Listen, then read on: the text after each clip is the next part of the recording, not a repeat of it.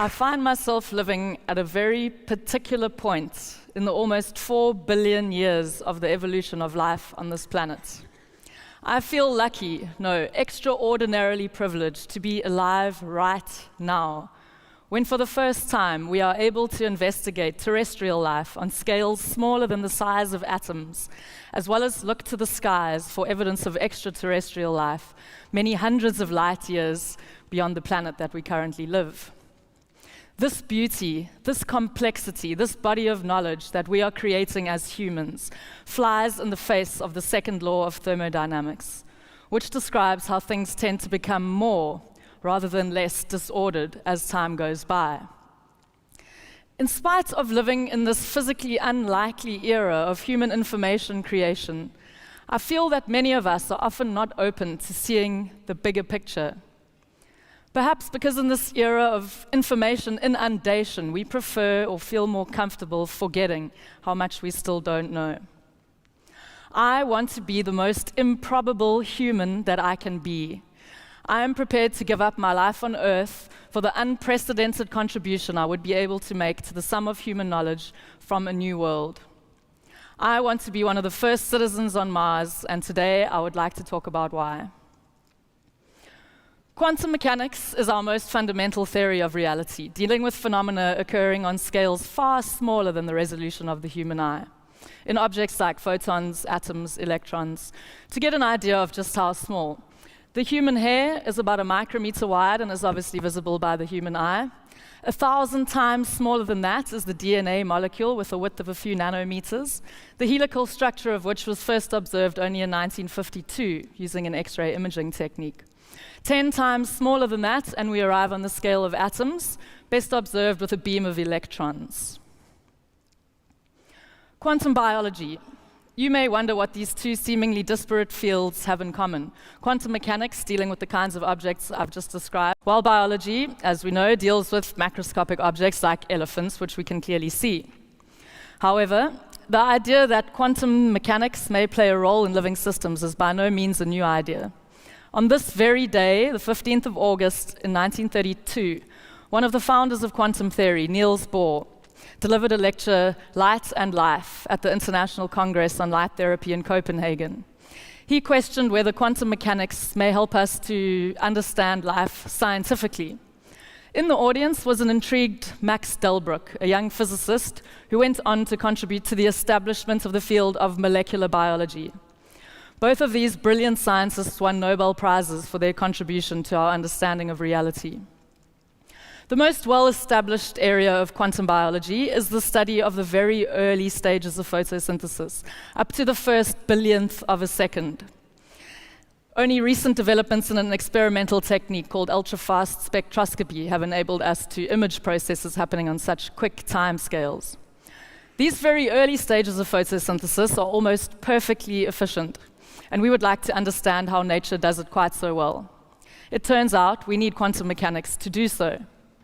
Understanding photon by photon, molecule by molecule, how photosynthesis works is a necessary step towards developing biologically inspired artificial photosynthetic systems that can produce more food and harness more sunlight energy than is possible with currently existing technologies. So, while quantum biology promises to contribute to the kinds of new technologies essential for our continued existence on this planet and perhaps others, in my opinion, the most grand or meaningful contribution that quantum biology could make would be if it could help us in some way to answer that question that we have been asking since time immemorial. What is life? What is the difference between a living system and the bunch of matter that it is made of? And how did it emerge? While instinctively we are good at telling the difference between a living creature and a bunch of inanimate molecules, scientifically we are still trying to develop a theory on what precisely distinguishes these two things and how did life emerge in the first place. So I thought it was quite funny that that ethanol molecule looks quite similar to that horse, but I'm not taking that as a clue.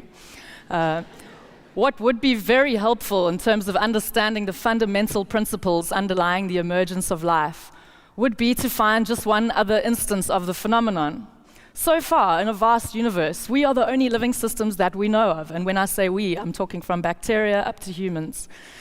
This is a very unlikely place and time in which we find ourselves. So astrobiology is the study of the origin, evolution, distribution, and future of life in the universe, and the universe is a big place. We measure the distances in the universe in terms of the distance that light travels in a given time, light being the fastest thing that we know of in our current understanding. Light travels at almost 300,000 kilometers every second in vacuum.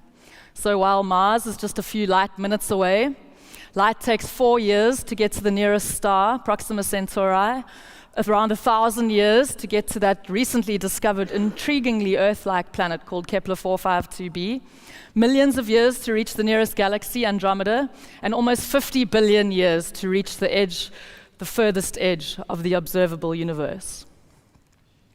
There's a theory with a crazy name, panspermia, that says that life on Earth emerged when the necessary building blocks of life, already present in space, were delivered to this suitable environment by objects like meteorites.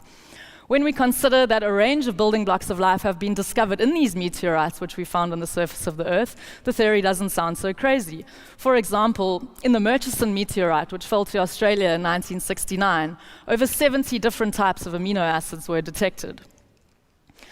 We would like to use the tools from quantum theory to try and understand how these precursors of life emerged in space in the first place, just one of the steps in the journey towards understanding life. Now, if you're feeling mentally exhausted, you should be. That's the point. I've just taken you on a journey from the tiny scales where atoms exist out to the furthest edges of the universe, many billions of light years away. That is a big picture. And a picture I spend a lot of time inside as a researcher in quantum mechanics, quantum biology, and recently in a field I would like to call quantum astrobiology. The point I want to make is that what we are doing here on Earth as living systems, and in particular as humans, is extremely improbable. In a vast universe, we represent the only example that we know of so far, where collections of molecules, because that's what we are, have observed reality, made sense of it through language, found ways to record and communicate this information, which has culminated in the internet, in my opinion, one of our finest moments. This is an unlikely time and place which we all find ourselves in right now. So what I find perplexing is that, in spite of living in this grand era of human existence, and in spite for many of us of having the sum of human knowledge at our fingertips, many people find it overwhelming, unnerving, and indeed incomprehensible that I want to move to Mars on a one-way trip. Billions of years of evolution of life on Earth have resulted in this precise moment when, for the first time, the proposal to move to another planet is becoming a reality.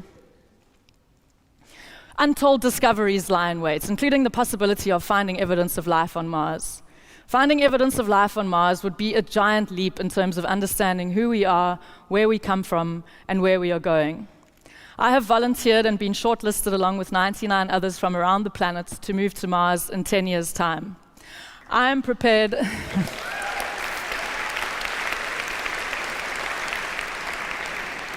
Thank you. I am prepared to give up my life on Earth for this adventure, this idea, this achievement that will not be my own, but that of all humanity. I'm even prepared to give up coming back to Earth. What I would like to point out, first of all, is that we are all survivors of one-way trips, no matter where on the surface of the Earth we happen to currently live. Homo sapiens, according to the fossil record, emerged in Central Eastern Africa around 200,000 years ago, and we have been exploring the surface of the planet ever since. My ancestors arrived in 1688 on a 5-month trip from Europe to the southernmost tip of Africa. I am now the 11th generation of French Huguenot refugees, now proudly South African. And in the same way, I imagine in 500 years' time, there may well be human Martians telling a similar tale of the perilous journey their ancestors made from Earth in the early 21st century. Secondly, I would like to point out that all the information we have gathered, all the observations we have made, have resulted from exploring the unknown. The devices, the technologies that you find so indispensable in your daily life are the result of having investigated something new. I like to think of the heat engine as the eventual technological solution to the bad weather that the first African explorers encountered when they first moved north and discovered Europe. In the same way, I hope that the relatively hostile environment on Mars will lead to new technologies that will not only support life on Mars, human life, but I also believe will influence our technologies on Earth and towards developing things like solar renewable energy, using resources better than we currently do, and trying to combat climate change and the poverty in which so many of us live. Life on Mars will be a precious and fragile resource, and I believe morality there will be defined by a deep appreciation for life and all that's needed to sustain it, and I believe that this attitude will filter back down to Earth. This is what we have always done, and this is what we will continue to do. We observe, we dream, and we expand our horizons through the realization of these dreams. I want to make the best contribution of which I am possible to the sum of human knowledge. I want to be one of the first human minds to know what it is like in a completely new world. I am prepared to sacrifice my life on Earth to contribute to the establishment and possibly the discovery of evidence of life on Mars. To conclude, this is an unlikely time in which we find ourselves, and we should feel privileged to live right now when the possibility to expand our imaginations and our world further than ever before is within reach. In the end, it's simple. I want to go to Mars because, to me, the allure of the unknown has always felt far more powerful than the comfort of the known. Thank you for your attention.